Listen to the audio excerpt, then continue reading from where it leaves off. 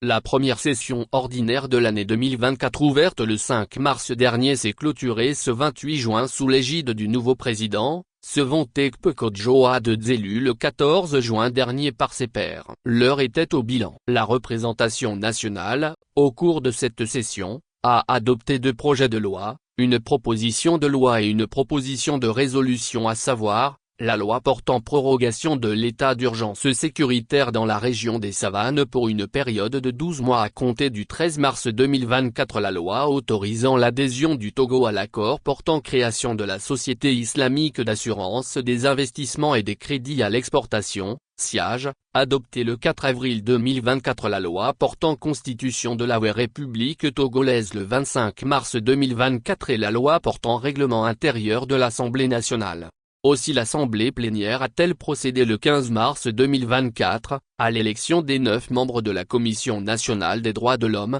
CNDH, et le 19 avril 2024, à l'élection d'un membre de la Cour constitutionnelle au titre de membre à élire par l'Assemblée nationale. Par ailleurs, au cours de cette première session ordinaire de l'année 2024, les députés et le personnel de l'administration parlementaire ont été formés sur les législations sensibles au genre dans le cadre du projet des législatures inclusives pour des politiques sensibles au genre. La session de droit, ouverte le 21 mai et clôturée le 14 juin dernier, sous la présidence du doyen d'âge, le professeur Tchabouré Gogué, a permis l'installation des honorables députés de la nouvelle législature et l'adoption du règlement intérieur. Je saisis l'opportunité pour saluer le travail et les efforts fournis tant par le bureau d'âge que la commission spéciale ayant conduit les travaux de relecture du règlement intérieur, a commenté Kotjoadze. Notons que les travaux de clôture de cette session de droit ont permis d'élire un bureau de 13 membres pour cette première législature de la République.